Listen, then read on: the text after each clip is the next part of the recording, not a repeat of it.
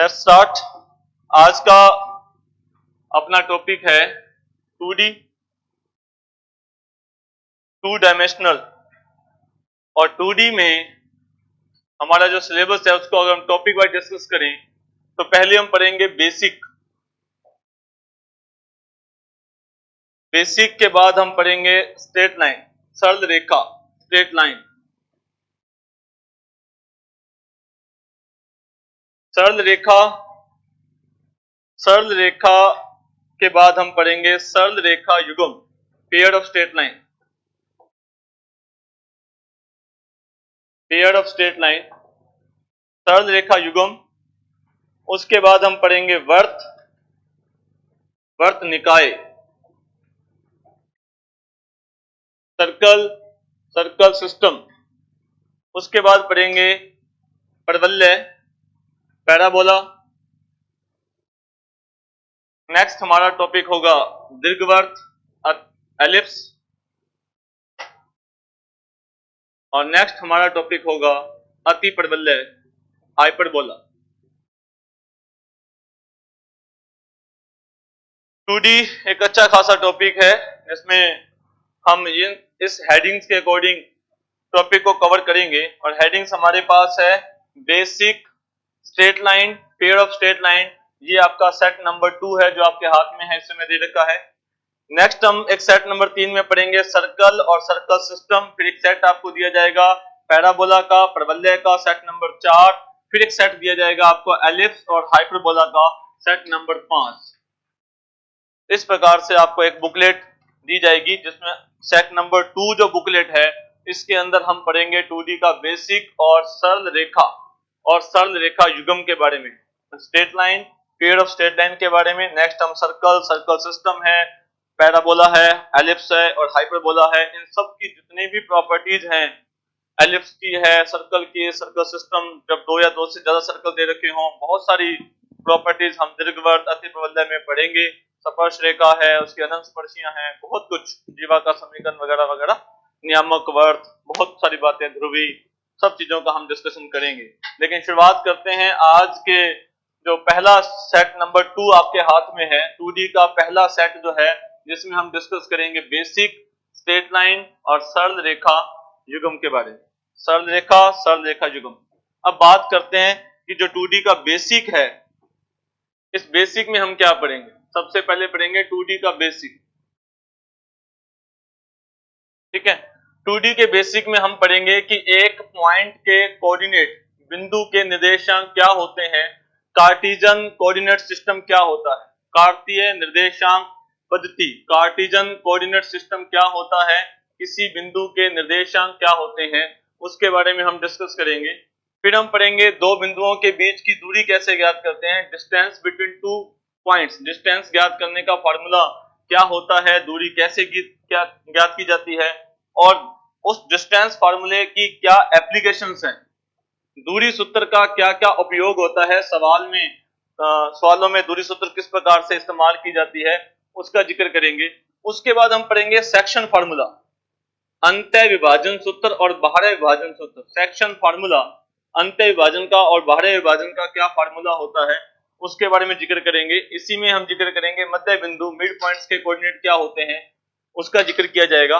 फिर हम जिक्र करेंगे कि यदि एक त्रिभुज के तीनों शीर्ष दे रखे हों तो उस त्रिभुज का क्षेत्रफल कैसे ज्ञात करते हैं, त्रिभुज का क्षेत्रफल ज्ञात करने का क्या फार्मूला होता है, उसका जिक्र करेंगे।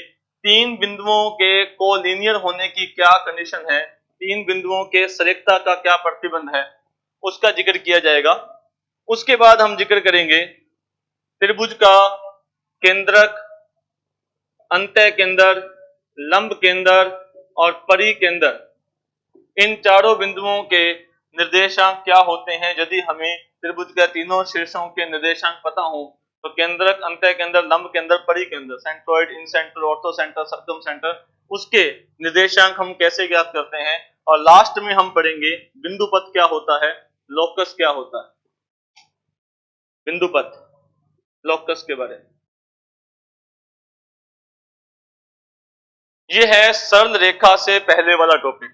फिर उसके बाद हम जब सरल रेखा का जिक्र करेंगे तो वो आपको बता ही देंगे सरल रेखा किसे कहते हैं, उसकी प्रवणता क्या होती है, उसके प्रकार क्या होती हैं, दो रेखाओं के बीच का कोण क्या होता है, वो सारी बातें हम नेक्स्ट क्लास में डिस्कस करेंगे। तो आज की जो हमारी क्लास है जिसमें हम 2D का बेसिक पढ़ेंगे, तो 2D के बेसिक में हमारा जो टाइटल है वो मैंने आपको बता दिया।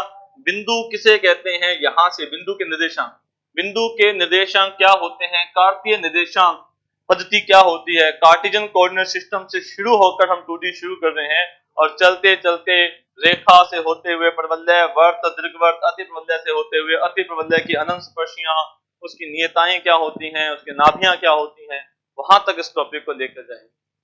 ठीक है, शुरुआत बिल्कुल बेसिक से, बिल्कुल पॉइंट से, है ना। हाँ, ये एक टॉपिक कनेक्टेड है। हमने अब अगर आप क्लास मिस करते हो एनिमल हेल्थ तो दिक्कत आ सकती है, इसलिए अब आपकी जरूरत है, अगर by the way class miss हो जाए किसी भी कारण से, तो वो जो वीडियो अपलोड की गई है उसको जरूर सुनें। अब ये कनेक्टेड टॉपिक है, हर चीज दूरी सूत्र आज हम पढ़ेंगे और जब तक 2D खत्म नहीं हो जाएगी, चाहे आप हाइपरबोला भी पढ़ रहे होंगे, वहां पर भी डिस्टेंस फार्मूला का यूज होगा। वो अलग बात हमें याद है, लेकिन जो स्ट्रेट लाइन की प्रॉपर्टीज हैं जो हम कल पढ़ेंगे वो भी यूज होंगी स्ट्रेट लाइन के बारे में। इसलिए हर टॉपिक जो आज डिस्कस करेंगे वो कहीं ना कहीं आगे जुड़ा हुआ है, तो हमें हर टॉपिक को ध्यान से सुनना है, समझना है और आगे इसको याद भी रखना है। हाँ जी, शुरुआत करते हैं। कार्टेशियन कोऑर्डिनेट सिस्टम, कार्तीय निर्देशांक पद्धति क्या होती है। देखें, अगर मान लीजिए हमको एक पॉइंट लेते हैं और इस पॉइंट के बारे में बात करते हैं कि ये पॉइंट कहाँ है, तो हम इस पॉइंट के बारे में फिलहाल इतना ही कह सकते हैं कि ये पॉइंट इस डिजिटल बोर्ड पर है।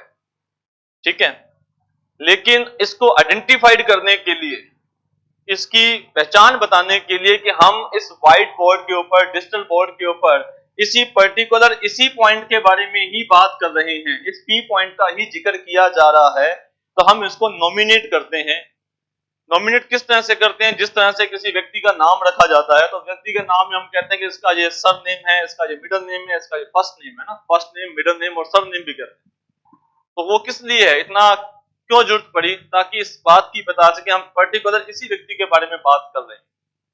और अदर एग्जांपल, आप ये जानते हैं कि जो एक सामान्य पेड़ होता है, तो हर पेड़ का एक साइंटिफिक नेम होता है, और साइंटिफिक नेम रखने की आवश्यकता भी इसलिए पड़ी कि हो सकता है कि आप जो लोकल लैंग्वेज में उस पेड़ का कोई नाम कह रहे हैं, लेकिन उस पेड़ के क्या क्या फायदे, क्या नुकसान है, उसकी क्या क्या प्रॉपर्टीज हैं, उसे ऑल वर्ल्ड में अगर डिस्कस किया जाएगा तो वो नाम शायद वहां परिचित ना हो, या उसके बारे में कोई रिसर्च की जा रही है, तो फिर एक कॉमन साइंटिफिक नेम होना चाहिए जिसे पूरा वर्ल्ड उस साइंटिफिक नेम से जानता हो।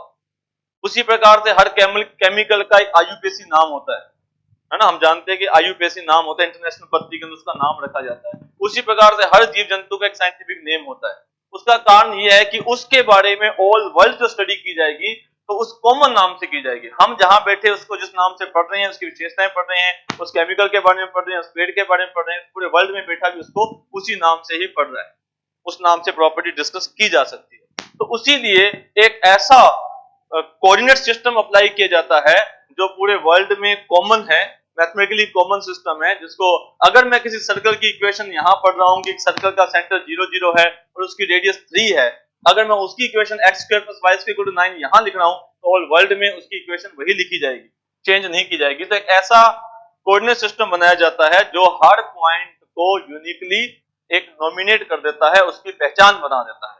तो उन कोऑर्डिनेट सिस्टम में हम कौन कौन से कोऑर्डिनेट सिस्टम पढ़ते हैं, हम कार्टेशियन कोऑर्डिनेट सिस्टम पढ़ते हैं, पोलर कोऑर्डिनेट सिस्टम पढ़ते हैं, स्फेरिकल कोऑर्डिनेट सिस्टम पढ़ते हैं, सिलेंड्रिकल कोऑर्डिनेट सिस्टम भी पढ़ते हैं। बीएससी फर्स्ट ईयर में आप इनसे परिचित हुए हैं। ध्रुवीय निर्देशांक पद्धति r, है ना, स्फेरिकल कोऑर्डिनेट सिस्टम और सिलेंड्रिकल कोऑर्डिनेट सिस्टम, उसका जिक्र किया जाता है। वो सबका काम एक ही है कि हर पॉइंट्स की हर एक यूनिकनेस की रिप्रेजेंटेशन की जाए। तो हम कार्टेशियन कोऑर्डिनेट सिस्टम का भी मेन उद्देश्य वही है कि हर बिंदु के एक यूनिकली उसको नॉमिनेट किया जाए, उसका नामकरण किया जाए, उसके निर्देशांक बताए जाए। निर्देशांक का मतलब होता है निर्देशित करने वाले अंक, उस बिंदु को निर्देशित करने वाले अंक जो पर्टिकुलर उसी पॉइंट के लिए है। अगर आप पॉइंट के कोऑर्डिनेट चेंज करोगे तो पॉइंट चेंज हो जाएगा, अगर पॉइंट चेंज होगा तो उसके करस्पॉन्डेंस कोऑर्डिनेट भी चेंज होंगे। ऐसा नहीं हो सकता कि एक बिंदु के दो अलग अलग निर्देशांक हो जाएं, या ऐसा भी नहीं हो सकता कि दो अलग अलग निर्देशांकों के लिए एक ही बिंदु हो। इसे हम बोलते हैं वन टू वन करस्पॉन्डेंस, है ना। की संगतता है इसमें। वन टू वन करस्पॉन्डेंस है, अगर एक पॉइंट है तो उसके विद रिस्पेक्ट टू एक ही कोऑर्डिनेट होंगे, अगर जो कोऑर्डिनेट दे रखे हैं उसके with respect to unique point ही होगा। दो अलग अलग पॉइंटों के सेम कोऑर्डिनेट नहीं हो सकते और एक ही कोऑर्डिनेट के लिए दो अलग अलग पॉइंट नहीं हो सकते। इस प्रकार से कोऑर्डिनेट सिस्टम बनाया जाता है। और इस कोऑर्डिनेट सिस्टम में हम जिस कोऑर्डिनेट सिस्टम को पढ़ रहे हैं वो हमारा कोऑर्डिनेट सिस्टम है कार्टेशियन कोऑर्डिनेट सिस्टम, कार्तीय निर्देशांक पद्धति। और कार्तीय निर्देशांक पद्धति में क्या होता है, दो लंबवत रेखाएं होती हैं, दो परपेंडिकुलर लाइंस होती हैं, जिसे हम क्या बोलते हैं, एक्सेस, अक्ष। अक्ष किसे कहते हैं, कार्तीय निर्देशांक पद्धति में दो लंबवत रेखाएं खींची जाती हैं जिन्हें अक्ष कहा जाता है, एक्सिस कहा जाता है। जो हॉरिजॉन्टल लाइन होती है, जो क्षैतिज रेखा होती है, क्षैतिज अक्ष होती है, इसे हम कहते हैं एक्स अक्ष, ठीक है। और जो वर्टिकल लाइन होती है, जो ऊर्ध्वाधर रेखी होते हैं, इसे हम कहते हैं वाई अक्ष। तो एक्स अक्ष हॉरिजॉन्टल लाइन, क्षैतिज रेखा, और वाई अक्ष वर्टिकल लाइन, ऊर्ध्वाधर रेखा। दोनों अक्ष जिस बिंदु पर मिलती हैं उसे हम कहते हैं मूल बिंदु ओरिजिन, मूल बिंदु ओरिजिन, मूल बिंदु। दोनों अक्ष पूरे समतल को चार भागों में डिवाइड करती है। अब इस समतल का जो आपका जो बोर्ड है, इस समतल का कोई भी बिंदु होगा तो इन चार भागों में से किसी न किसी भाग पर जरूर होगा। ये लाइन में एरो लगा हुआ है, इसका मतलब इसको आगे जितना मर्जी बढ़ाया जा सकता है। तो इस पूरी दीवार, इस पूरे समतल का हर पॉइंट इन चार क्वाड्रेंट्स में होगा। इन क्वाड्रेंट्स को, इनको क्या कहते हैं हम, चतुर्थांश क्वाड्रेंट्स। इसे हम कहते हैं प्रथम चतुर्थांश, फर्स्ट क्वाड्रेंट, प्रथम चतुर्थांश। इसे कहते हैं सेकंड क्वाड्रेंट, इसे कहते हैं थर्ड क्वाड्रेंट, इसे कहते हैं फोर्थ क्वाड्रेंट, एंटी क्लॉकवाइज। प्रथम चतुर्थांश, प्रथम चतुर्थांश, द्वितीय, ये हमारा फर्स्ट क्वाड्रेंट है। प्रथम चतुर्थांश, द्वितीय चतुर्थांश, तृतीय और चतुर्थ, चार चतुर्थांश होते हैं एंटी क्लॉकवाइज। अब बात करते हैं किसी पॉइंट्स के कोऑर्डिनेट क्या होते हैं। किसी भी पॉइंट्स के कोऑर्डिनेट उस पॉइंट के y अक्ष से परपेंडिकुलर डिस्टेंस और x अक्ष से परपेंडिकुलर डिस्टेंस का ऑर्डर्ड पेयर होता है। ऑर्डर्ड पेयर, ऑर्डर्ड पेयर का मतलब है क्रमित युग्म, दो संख्याओं का जोड़ा, लेकिन वो क्रमित है। क्रमित का मतलब ऑर्डर है। पहले आपने कौन सी डिस्टेंस लिखनी है, उस पॉइंट की जो y अक्ष से डिस्टेंस है, x अक्ष से y अक्ष से पहले, क्या हुआ, उस पॉइंट की y अक्ष से जो डिस्टेंस है वो पहले लिखी जाएगी और उस पॉइंट की जो x अक्ष से डिस्टेंस है वो बाद में लिखी जाएगी। लेकिन सवाल सुनो ना, क्या बोल रहा हूं मैं।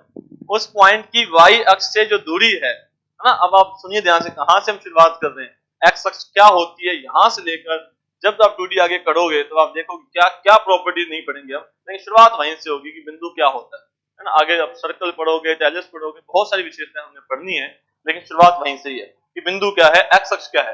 तो वे किसी पॉइंट्स के कोऑर्डिनेट क्या होते हैं, उस पॉइंट के जो कोऑर्डिनेट, किसी भी पॉइंट्स के कोऑर्डिनेट जो होते हैं वो दो संख्याओं का ऑर्डर्ड पेयर है, क्रमित युग्म है, जिसमें पहला जो है वो उसकी y अक्ष से दूरी है और जो दूसरा है वो उसकी x अक्ष से दूरी। दूरी का मतलब ऑलवेज परपेंडिकुलर डिस्टेंस, ठीक है, परपेंडिकुलर लंबवत दूरी है।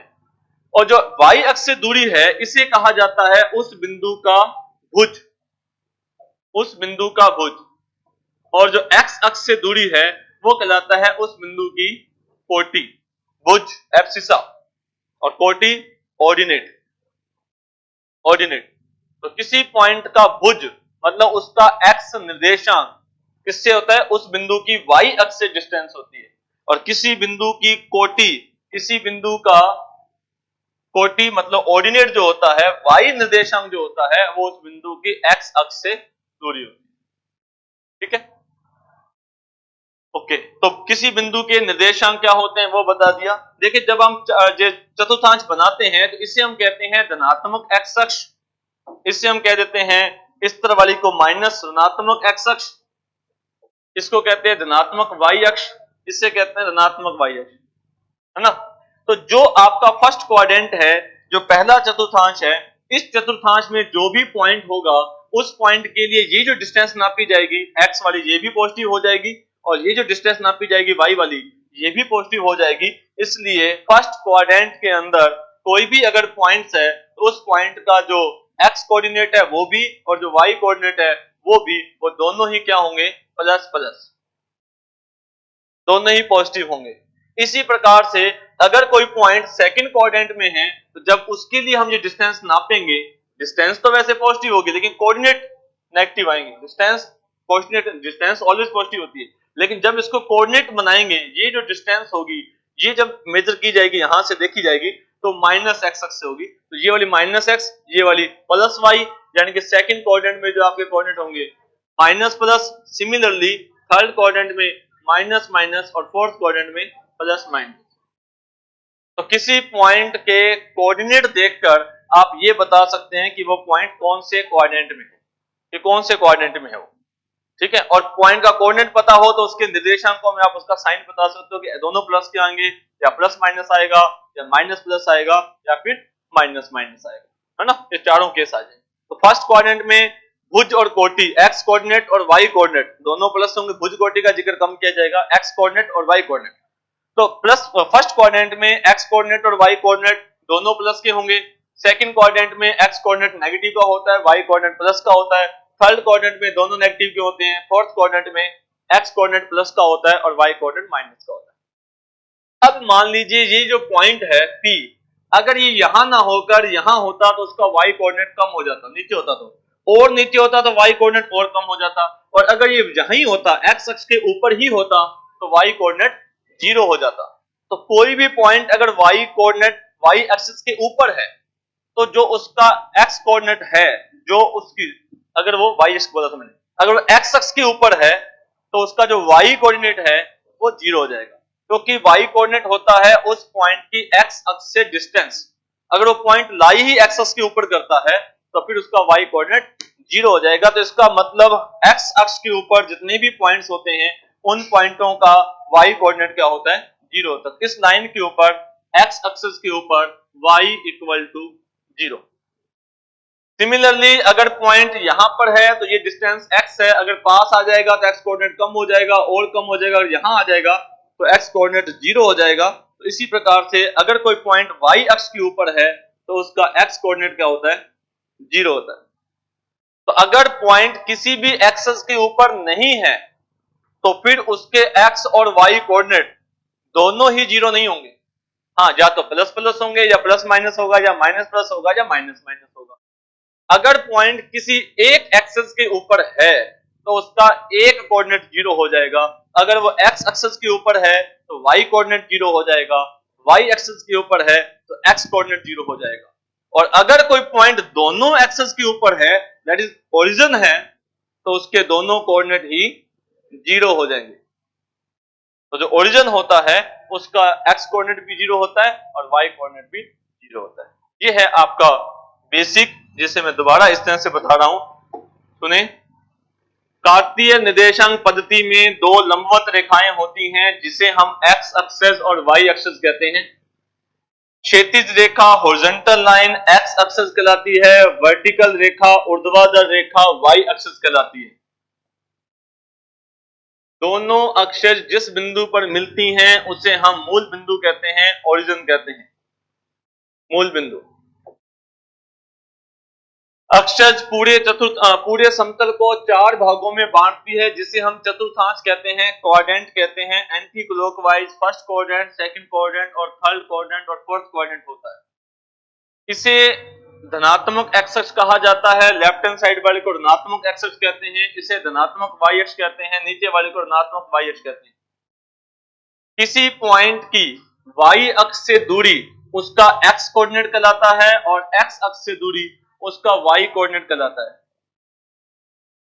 किसी पॉइंट्स के कोऑर्डिनेट x और y जो होते हैं वो यूनिक होते हैं, 1 to 1 करस्पॉन्डेंस होती है, ठीक है। और x कोऑर्डिनेट को क्या कहते हैं, भुज कहते हैं, और y कोऑर्डिनेट को क्या कहते हैं, कोटि कहते हैं। अगर कोई पॉइंट फर्स्ट क्वाड्रेंट में है तो उसका x कोऑर्डिनेट और y कोऑर्डिनेट दोनों प्लस होते हैं, सेकंड क्वाड्रेंट में है तो x कोऑर्डिनेट माइनस होता है, y कोऑर्डिनेट प्लस होता है, थर्ड क्वाड्रेंट में है दोनों माइनस के होते हैं, फोर्थ क्वाड्रेंट में है तो प्लस माइनस होता है। अगर पॉइंट x अक्ष के ऊपर है तो उसका y कोऑर्डिनेट 0 होता है, मतलब ये पॉइंट है तो 1,0, ये वाला पॉइंट है तो 2,0, नेक्स्ट पॉइंट 3,0, इधर आ जाएगा तो -1,0, -2,0, लाइक दैट, y कोऑर्डिनेट 0। अगर पॉइंट y अक्ष के ऊपर है तो उसका x कोऑर्डिनेट 0 हो जाएगा, यानी कि 0,1, 0,2, 0,3, 0,-1, 0,-2, इस तरह से। अगर कोई पॉइंट दोनों एक्सिस के ऊपर है, दैट इज ओरिजिन है, तो उसका x कोऑर्डिनेट और y कोऑर्डिनेट दोनों 0 हो जाएंगे, यानी कि 0, 0। ठीक है जी, ये है बेसिक पॉइंट्स के कोऑर्डिनेट क्या होते हैं, कार्टेशियन कोऑर्डिनेट सिस्टम क्या होता है। जनरली हम सब इसके बारे में अच्छी तरह से जानते हैं, लेकिन मैंने आपको रिकॉल करवा दिया। ठीक है जी, next, distance between two points. दो बिंदुओं के बीच की दूरी कैसे ज्ञात की जाती है, ये हमने डिस्कस किया हुआ है, वैसे जानते हैं, लेकिन फिर भी बताते हैं कि एक पॉइंट मान लीजिए x1, y1 है और दूसरा पॉइंट x2, y2 है, तो इन दोनों पॉइंट के बीच की जो डिस्टेंस है AB is given by square root x2 minus x1 का square plus y2 minus y1 का square, distance between two points. ऐसा क्यों होता है, वैसे इसका जिक्र किया जाए थोड़ा बहुत। देखिए, कुछ चीजें तो 2D में ऐसी है जो आसानी से प्रूव की जा सकती हैं और कुछ में समय बहुत लगता है। मुझे याद है जब मैंने फर्स्ट टाइम 2010 में ये बैच करवाया था, फर्स्ट टाइम 2010 की बात है, तो मैंने हर फॉर्मूले का प्रूफ करवाया था। तो हम आगे पढ़ेंगे अंत्य केंद्र का सूत्र और वगैरह वगैरह, अंत्य विभाजन का सूत्र, अंत्य केंद्र ज्ञात करने का सूत्र। लेकिन बाद में समझ आई कि कंपटीशन एग्जाम्स में फॉर्मूलों के प्रूफ का कोई मतलब नहीं, हमें अप्लाई करना आना चाहिए। तो जैसे डिस्टेंस फार्मूला है तो इजी फार्मूला है, ऐसी बात नहीं है, हम इजीली इसको प्रूव कर सकते हैं कि मान लीजिए ये पॉइंट है x1, y1 और ये पॉइंट है x2, y2। ये दो पॉइंट्स हमारे पास है, x1, y1 और x2, y2। तो अगर मैं आपसे ये पूछूं कि ये एक राइट एंगल बना दूं मैं आपसे, तो भाई ये डिस्टेंस कितनी होगी, ये वाली डिस्टेंस। देखें, यहां से लेकर ये वाली डिस्टेंस कितनी है, x2, और यहां से लेकर ये वाली डिस्टेंस कितनी है, x1, जो पॉइंट्स के कोऑर्डिनेट होते हैं, अभी हमने डिस्कस किया है। तो ये डिस्टेंस कितनी हो जाएगी, x2 माइनस x1।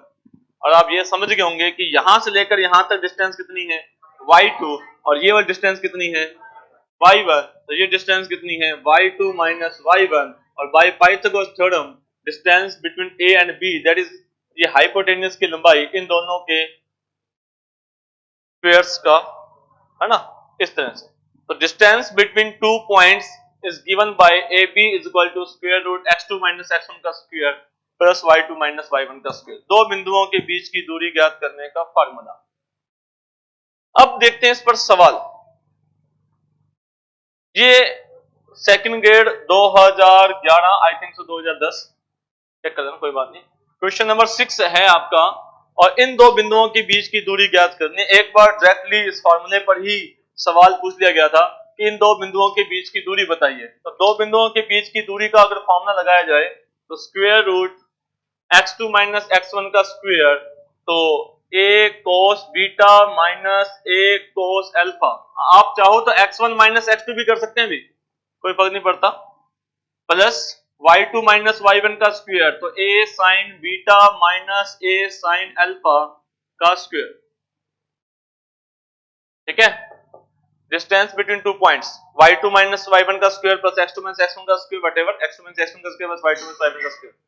तो क्या होगा भाई, a स्क्वायर कॉमन आ जाएगा, यहां से भी a स्क्वायर कॉमन आएगा, यहां से भी a स्क्वायर कॉमन आएगा, तो स्क्वायर रूट से बाहर लेंगे तो a कॉमन आ जाएगा। ओके, अब बात आती है cos beta minus cos alpha का फार्मूला लगाना है, उसका स्क्वायर करना है। ट्रिग्नोमेट्री पूरी मैथमेटिक्स में यूज होती है। cos beta minus cos alpha, दोनों कोस बीच में माइनस का निशान, दोनों कोस बीच में माइनस का निशान।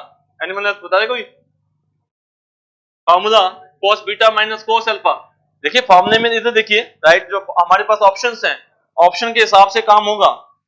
ऑप्शन, हाँ जी, 2 sine alpha plus beta by 2, beta plus alpha by 2 लिख सकते हैं हमने, और sign beta minus alpha by 2 या अल्फा माइनस बीटा बाई 2, पक्का। इधर देखिए बीटा पहले अल्फा बाद में है, बीटा पहले है अल्फा बाद में है। सी डी में से डी माइनस सी नहीं होता क्या, डी माइनस सी होता है, याद है क्या, या फिर बाहर माइनस लगाया जाता है, एक ही बात है। एक काम करेंगे, या तो बाहर माइनस लगाएंगे या फिर डी माइनस सी करेंगे, तो अल्फा प्लस बीटा बाई 2 और अल्फा माइनस बीटा बाई 2 बन जाएगा। और इसमें दोनों साइन बीच में माइनस, तो क्या बनेगा 2, कोस पहले, cos alpha plus beta by 2 और sine alpha minus beta by 2। हाँ जी, बीटा माइनस अल्फा, इसमें बीटा पहले है, सही कह रहे हैं। Sign beta minus alpha by 2,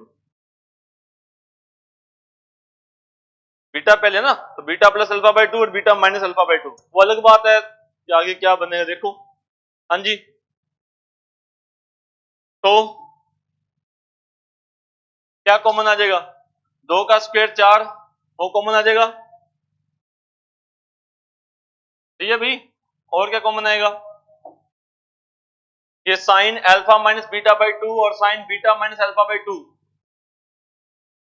वैसे तो माइनस आएगा लेकिन ऊपर स्क्वायर है तो कोई दिक्कत नहीं है, तो हम क्या लिख सकते हैं, sine alpha minus beta by 2 लिख सकते हैं। और अंदर क्या बचेगा, अंदर बचेगा वर्गमूल के अंदर sine square alpha plus beta by 2 plus cos square alpha plus beta by 2, जिसकी वैल्यू कितनी हो जाएगी 1,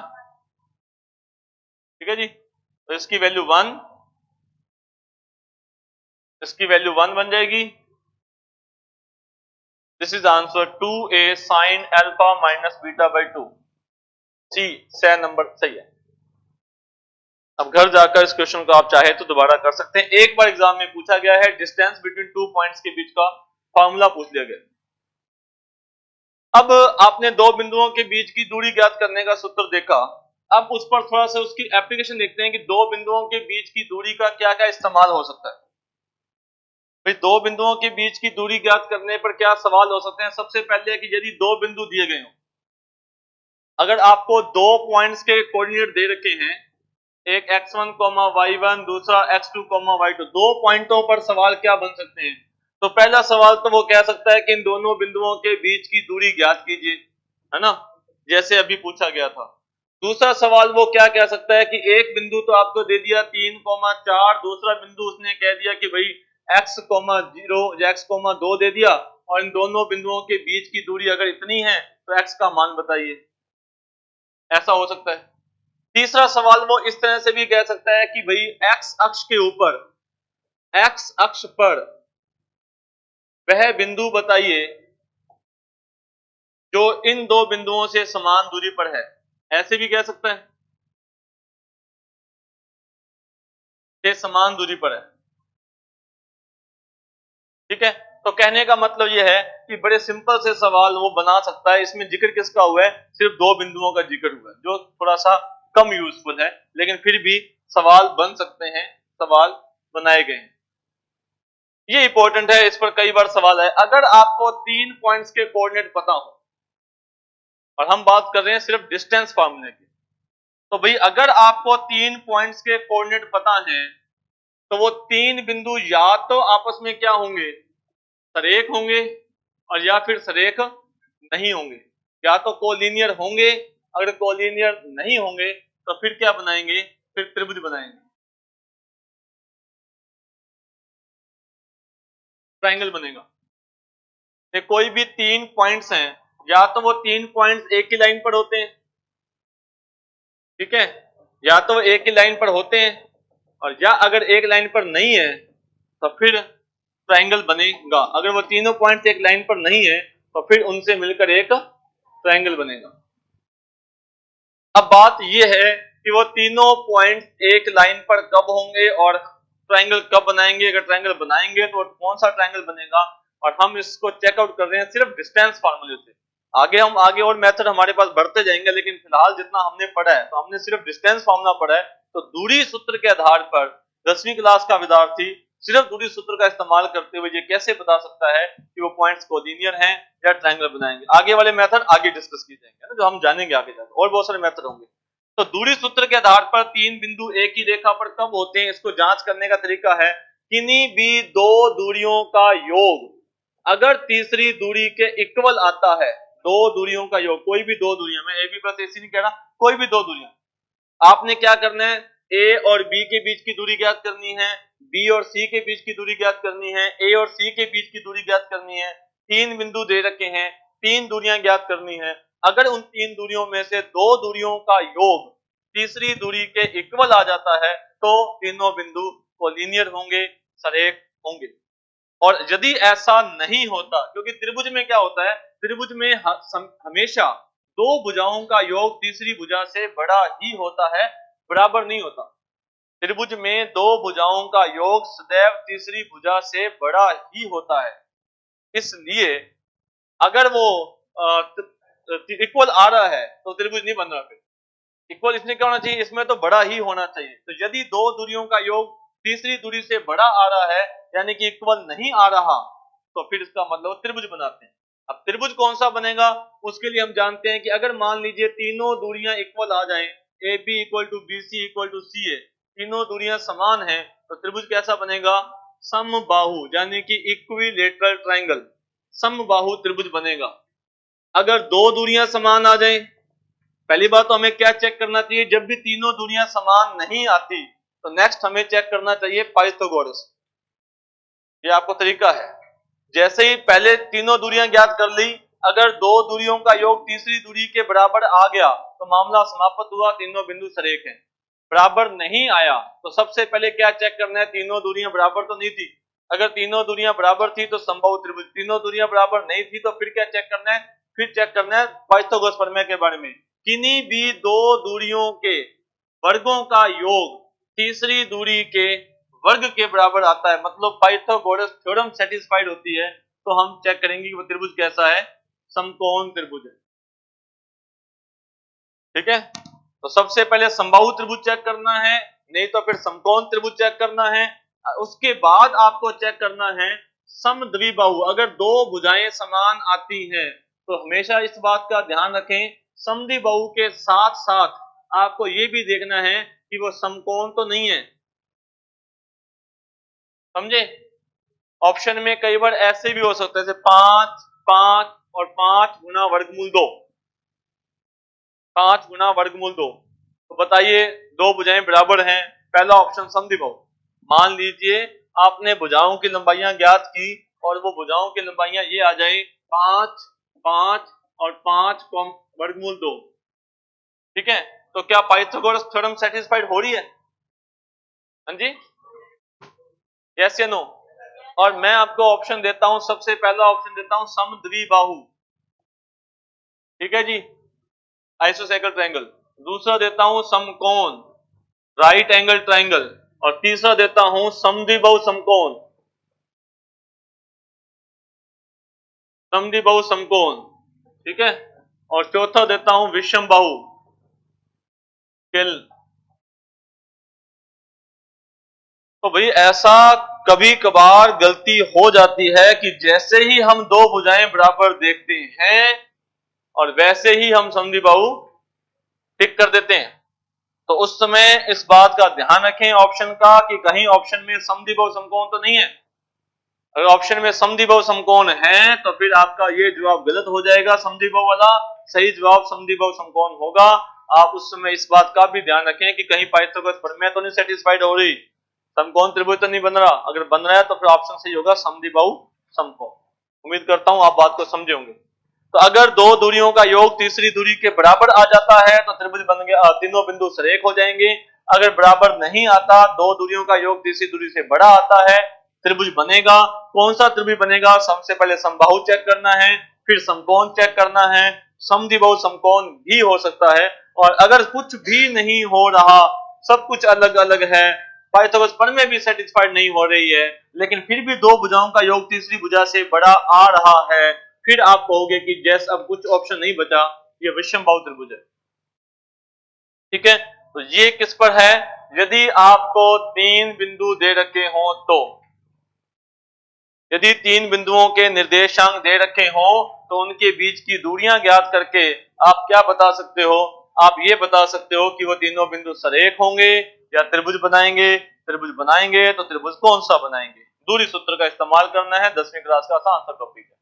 देखिए सवाल आ चुका है, सेकंड ग्रेड 2018, सवाल आपके सामने है।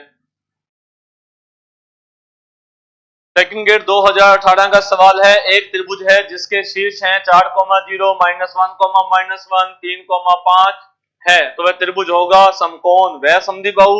समद्विबाहु पर समकोण नहीं, समकोण पर समद्विबाहु नहीं, ना तो समकोण और ना ही समद्विबाहु।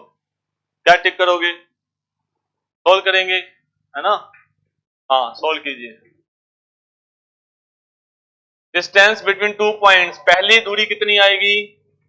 4 में से 1 घटाया, माइनस का 1 था, 5 आ जाएगा, 5 का स्क्वायर 25 हो जाएगा, 0 में से 1 घटाया 1 आ जाएगा, 1 का स्क्वायर 1, वर्गमूल कितना आ जाएगा? 26। चेक रखना भी, गलती हो तो। दूसरे दो बिंदुओं के बीच की दूरी कितनी आ जाएगी? 3 में से 1 घटाया 4, 4 का स्क्वायर 16, 5 में से 1 जोड़ दिया 6, 6 का स्क्वायर 36, 36 और 16 कितना हो जाएगा?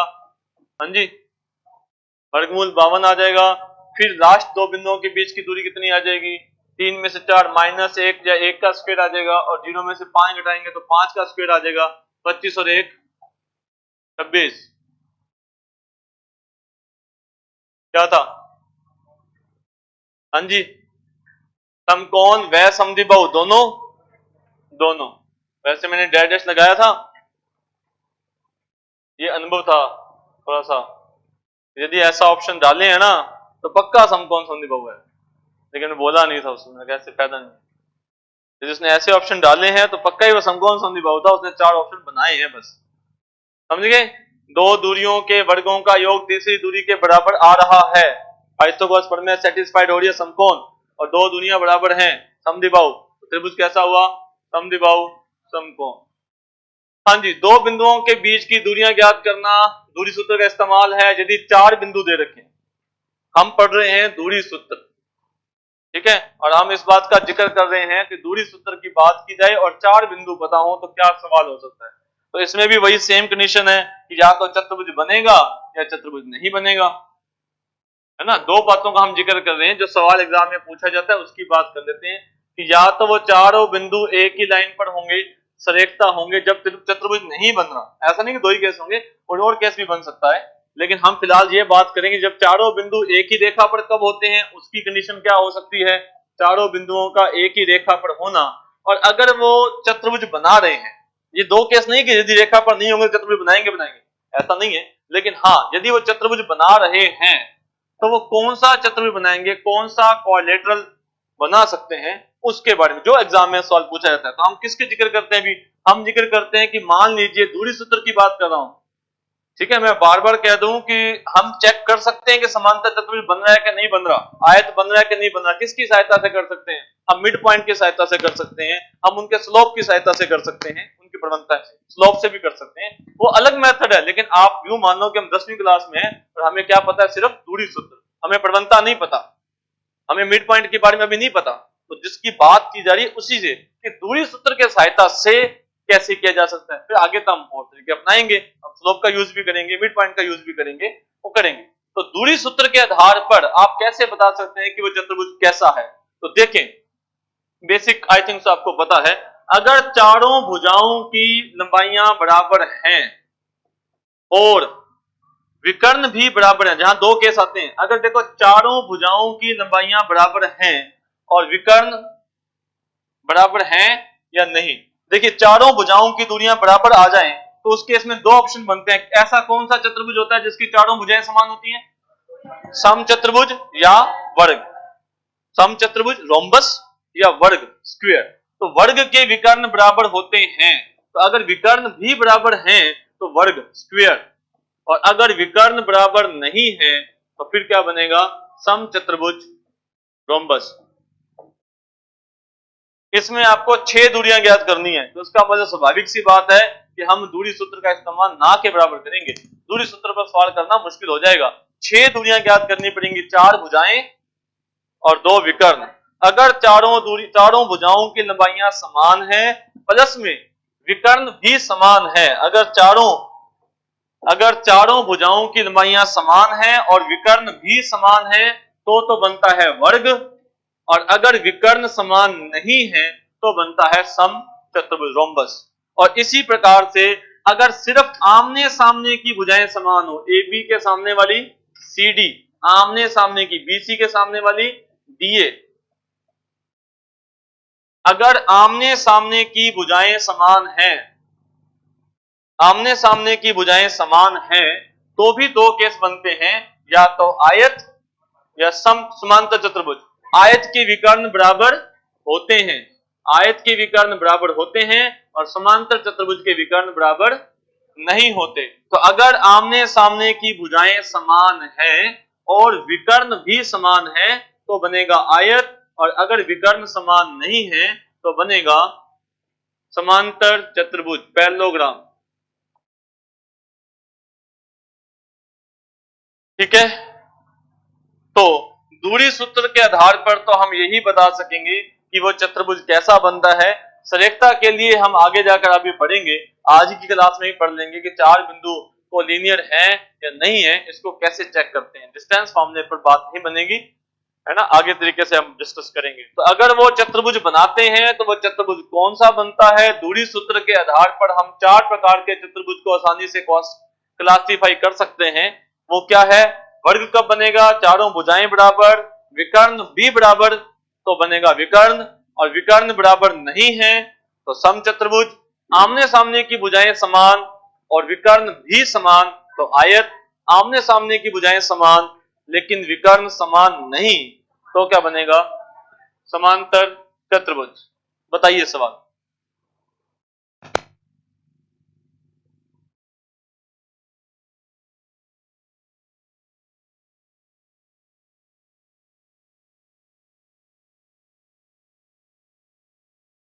हाँ जी, सवाल है सेकंड ग्रेड 2010, सेकंड ग्रेड 2010, 4 बिंदुओं के निर्देशांक दे रखे हैं, आपको बतानी है कि कौन सी आकृति बनती है, दूरी ज्ञात करनी है।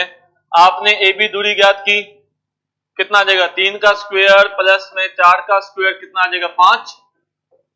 आपने बी सी ज्ञात की, दूरी सूत्र की बात करें, 7 में 3 गया, 4 का स्क्वायर और 7 में 4 गया, 3 का स्क्वायर, फिर आ जाएगा 5। आपने सी डी ज्ञात की, हाँ जी 5 आ रहा है, तो फिर से आ गया 5, तो इसका मतलब सारों दूरियां समान है ही है, लग गया, सभी दूरियां 5-5 आ रही हैं। अब चारों दूरियां जब समान होती हैं तो 2 ऑप्शन बन जाते हैं, या तो वर्ग बनेगा या फिर समचतुर्भुज बनेगा। उसके लिए हम विकर्ण की लंबाइयां ज्ञात करेंगे। विकर्ण हमारे पास कौन होता है, विकर्ण हमारे पास होता है AC और BD। उन AC और BD की जो दूरियां हैं वो कितनी कितनी आती है, हाँ जी, रूट 98, चलिए इक्वल नहीं आएंगे ना, तो अगर आप इसको चेक करते हैं तो इसके जो विकर्णों की लंबाइयां हैं वो आपस में इक्वल नहीं आती हैं। चारों भुजाएं समान हैं लेकिन विकर्ण समान नहीं है, तो ये कौन सा चतुर्भुज है, ओके, समचतुर्भुज रोम्बस। नेक्स्ट, ये था दूरी सूत्र। अब दूरी सूत्र सबको पता है, किस तरह से इस्तेमाल किया जाता है वो हमने जिक्र किया। 2 बिंदु दे रखे हों, 3 बिंदु दे रखे हों, 4 बिंदु दे रखे हों, तो दूरी सूत्र का क्या इस्तेमाल है। अब बात आता है सेक्शन फार्मूला। विभाजन सूत्र क्या होता है, अंतः विभाजन और बाह्य विभाजन, अंतः विभाजन और बाह्य विभाजन। अगर आपको 2 पॉइंट्स के कोऑर्डिनेट पता है,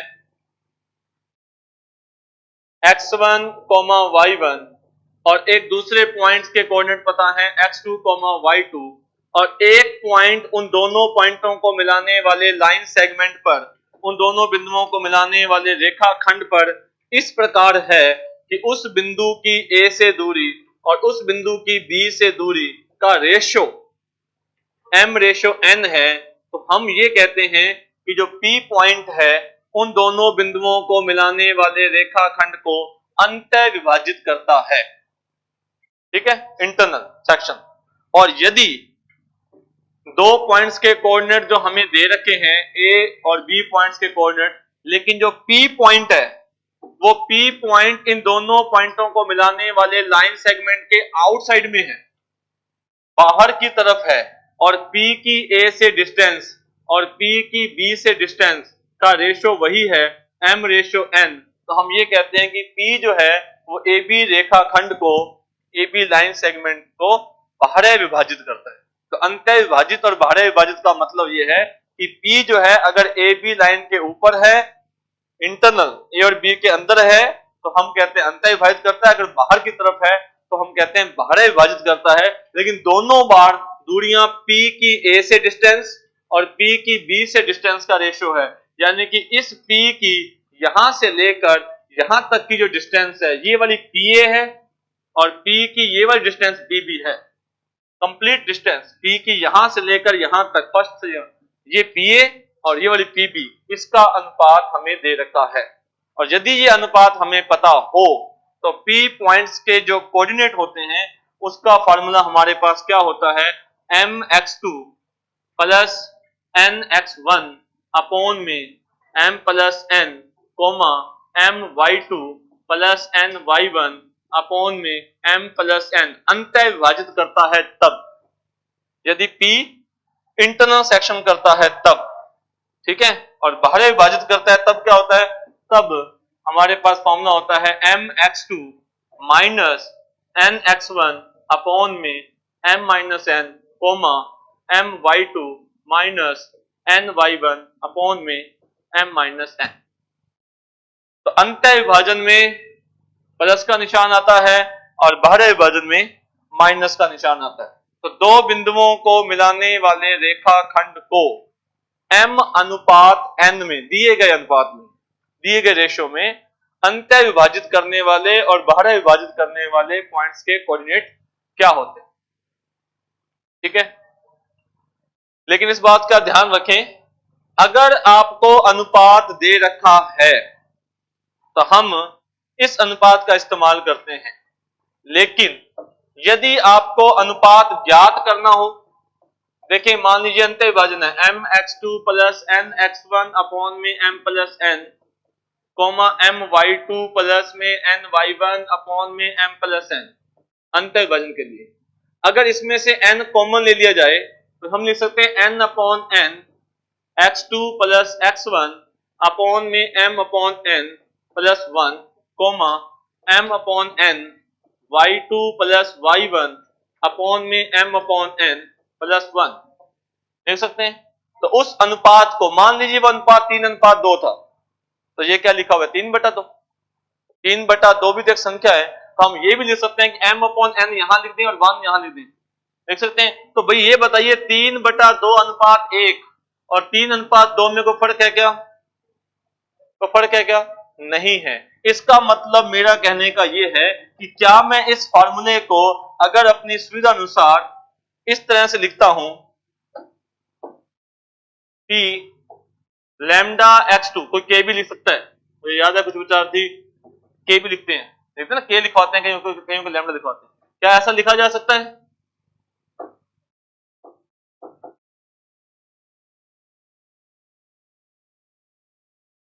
देख सकते हैं। इसका क्या यूज है, अगर आपको रेशो दे रखा है 3:2 तो आप m की जगह पर 3 रखें, n की जगह पर 2 रखें। लेकिन यदि आपको अनुपात ज्ञात करना है तो अनुपात क्या माना जाएगा, लैम्डा अनुपात 1। अगर आपने जनरल रेशो मानना है तो आप लैम्डा अनुपात 1 मानेंगे, और यदि आपका आंसर 3:2 था तो लैम्डा की वैल्यू कितनी आ जाएगी, 3/2 आ जाएगी, कोई फर्क नहीं पड़ेगा। तो क्या आ जाएगा 3/2 अनुपात 1। तो जब भी अनुपात मानेंगे तो हम लैम्डा अनुपात 1 या के अनुपात 1, कोई के मानता है तो ऐसा क्यों मानते हैं? अगर लैम्डा अनुपात 1 मानेंगे तो आपको एक कंडीशन कंफर्म होनी चाहिए रेशो फाइंड आउट करने के लिए। अगर आपने m अनुपात n मान लिया, दो वेरिएबल मान लिए, फिर आपको दो इक्वेशन कंफर्म होनी चाहिए। ठीक है, तो जब भी आप रेशो मानेंगे कि ये पॉइंट किस अनुपात में डिवाइड करता है, तो हम अनुपात को क्या मानेंगे? लैम्डा अनुपात 1 या के अनुपात 1। नेक्स्ट, अगर लैम्डा की वैल्यू आई पॉजिटिव, अगर आपका लैम्डा पॉजिटिव है तो बताइए ये पॉजिटिव है तो फिर इसको कोई नेगेटिव नहीं कर सकता। इसका मतलब विभाजन अंत्य विभाजन है, इंटरनल है। और अगर लैम्डा की वैल्यू आ गई नेगेटिव, तो अगर आप जो अनुपात माना था लैम्डा अनुपात 1 आपने माना, और अगर अनुपात लैम्डा की वैल्यू आ गई माइनस की, तो यहां माइनस आएगा तो फिर यहां पर भी माइनस आएगा। तो विभाजन कैसा होगा? बाहरी विभाजन। समझे बात? अगर अनुपात दे रखा है फिर तो आप सीधा फॉर्मूला लगाओ, m अनुपात n वाला ये फॉर्मूला लगा सकते हैं, लेकिन आपको सब जानते हैं कि ये कम यूज होगा। यूज किसका होगा? अनुपात तो हमें ज्ञात करना पड़ेगा। तो जब भी अनुपात ज्ञात करना हो तो क्या मानेंगे? लैम्डा अनुपात 1। क्यों मानेंगे वो मैंने बता दिया कि हम लिख सकते हैं 3 अनुपात 2 को 3/2 अनुपात 1 भी लिखा जा सकता है। इसका क्या बेनिफिट है कि भाई हमें एक ही कंडीशन कंफर्म होनी चाहिए, और अगर लैम्डा की वैल्यू आई पॉजिटिव तो अंत्य विभाजन है, अगर लैम्डा की वैल्यू आई नेगेटिव तो बाहरी विभाजन। गुड, हर बात इंपॉर्टेंट है। रेखा द्वारा अंत्य विभाजन या बाहरी विभाजन भी हो सकता है, इसका क्या मतलब है? कुछ चीजें ढूंढ रहे हैं सर। देखें, ये कोई लाइन है, लाइन की इक्वेशन क्या होती है ये हम आगे पढ़ेंगे, लेकिन फिर भी आपकी जानकारी के लिए आपको पता है, फिर भी बता दें आपको, साथ साथ अटैचमेंट है। तो ये एक लाइन है ax plus B Y plus C equal 0, मैंने लाइन मान ली, और ये पॉइंट है x1, y1 P पॉइंट, और ये पॉइंट आपका है x2, y2। अगर ये वाली लाइन इसको काट रही है, मतलब P और Q दोनों पॉइंट अपोजिट साइड है। अगर P और Q दोनों पॉइंट, P पॉइंट और Q पॉइंट लाइन के अपोजिट साइड हैं, तो हम बोलेंगे कि दी गई रेखा उस दो बिंदुओं को मिलाने वाले रेखाखंड को अंत्य विभाजित करती है, अंत्य विभाजित करती है। और बाहरी विभाजित कब करेगी? बाहरी विभाजित भी कर सकती है अगर लाइन ये वाली हो और पॉइंट दोनों क्या हो? एक ही साइड में हो। अगर दोनों पॉइंट उस लाइन के एक ही साइड में हो तो भी रेखा उसको विभाजित करेगी। कौन से विभाजित करेगी? बाहरी विभाजित करेगी। तो हमारा सवाल क्या है कि कोई रेखा दिए गए दो बिंदुओं को किस अनुपात में अंत्य विभाजित या बाहरी विभाजित करती है, हमें वो अनुपात ज्ञात करना है। तो उसके लिए क्या पता होना चाहिए?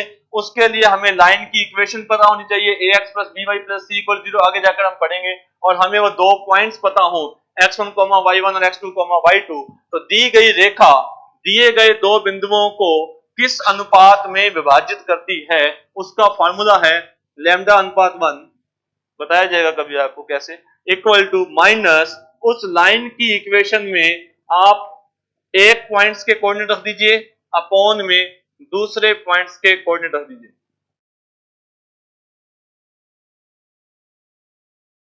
लैम्डा अनुपात 1, और ध्यान रखें यहां माइनस का निशान पहले से फॉर्मूले में एग्जिस्ट करता है। Lambda ratio 1 equal to minus ax1 plus by1 plus c upon में ax2 plus by2 plus c। Line की इक्वेशन में पॉइंट को रखिए, उसको जो भी संख्या आएगी, अगर इसका अनुपात ये वाली जो वैल्यू है, आगे लिखा हुआ माइनस, अगर लैम्डा की वैल्यू आई माइनस में तो बाहरी विभाजन, अगर लैम्डा की वैल्यू आई प्लस में तो अंत्य विभाजन। ठीक है, पर्टिकुलर केस। हाँ जी, पर्टिकुलर केस, अगर आपसे पूछा जाए एक्स अक्ष किस अनुपात में विभाजित करती है, एक्स अक्ष, तो आगे जाकर हम पढ़ेंगे। मेरा सवाल क्या है कि दिए गए दो बिंदुओं को एक्स अक्ष, ये हमारे पास मान लीजिए एक्स अक्ष है, और ये हमारे पास दो बिंदु हैं x1, y1, और ये हमारे पास बिंदु है x2, y2। अगर ये x अक्ष है तो x अक्ष किस अनुपात में विभाजित करती है? तो भाई x अक्ष का जो समीकरण होता है वो होता है y बराबर 0। आगे जाकर हम इसको बात को पढ़ेंगे। और अगर y बराबर 0, इस इक्वेशन का यूज अगर मैं इस फार्मूले में कर देता हूं y इक्वल टू 0, तो आप देखें जो ax1 वाली टर्म है ये टर्म नहीं आएगी, ये टर्म नहीं आएगी, ये टर्म नहीं आएगी, ये टर्म नहीं आएगी, b1 से ये कैंसिल हो जाएगा, तो क्या आ जाएगा माइनस y1 अपॉन y2। वो ये फार्मूला किसके लिए है? जनरल लाइन के लिए है। और ये अगर माइनस y1 अपॉन y2 जो हम किताबों में पढ़ते हैं वो फार्मूला यहीं से पर्टिकुलर केस बना हुआ है x अक्ष के लिए। ठीक है, x अक्ष की इक्वेशन क्या होती है? y इक्वल टू 0, तो उसमें वैल्यू पुट की जाएगी, तो y1 अपॉन में y2। ये भी नहीं आएगा, ax1 भी नहीं आएगा, ax2 भी नहीं आएगा, c भी नहीं आएगा, c भी नहीं आएगा, b से भी कैंसिल हो जाएगा। तो क्या रिजल्ट बताया मैंने आपको कि x अक्ष इन दो बिंदुओं को x1, y1 और x2, y2 को किस अनुपात में डिवाइड करती है? तो माइनस y1 अपॉन y2। दिए गए दो बिंदुओं को x अक्ष किस अनुपात में विभाजित करती है? Minus y1 upon y2। तो बताइए y अक्ष, हाँ जी, किसी दिए गए दो बिंदुओं को y अक्ष माइनस x1 अपॉन x2। तो दिए गए दो बिंदुओं को कोई रेखा किस अनुपात में विभाजित करती है, उसका ये जनरल फार्मूला है ax1 plus by1 plus c बटा में ax2 plus by2 plus c, minus लगा हुआ साथ में। और अगर x अक्ष पूछा जाए तो माइनस y1 अपॉन y2, अगर y अक्ष पूछा जाए तो माइनस x1 अपॉन x2। हाँ जी, सवाल क्वेश्चन है हमारे पास फर्स्ट ग्रेड 2016 का। फर्स्ट ग्रेड 16 का सवाल है, दिए गए दो बिंदुओं को जोड़ने वाली रेखा को जिस अनुपात में विभाजित करता है वह अनुपात है लैम्डा अनुपात 1 इक्वल टू माइनस, रेखा की समीकरण में x की जगह पर 1 रख दिया, y की जगह पर 3 रख दिया, माइनस का 9 आ गया, फिर x की जगह पर 2 रख दिया, y की जगह पर 7 रख दिया, माइनस का 9 आ गया। सोल्व कीजिए, कितना आता है? 3 और 3 6, 6 में से 3 गया, माइनस का 3 और बटा में 6 और 7 13, 13 में से 9 गया 4, 3 अनुपात 4 प्लस का आया, तो 3 अनुपात 4 में अंतः विभाजित करता है। स्लाइड अवेलेबल हो जाएगी आपको, समझ के बाद भी सवाल भी साथ साथ फर्स्ट ग्रेड 2016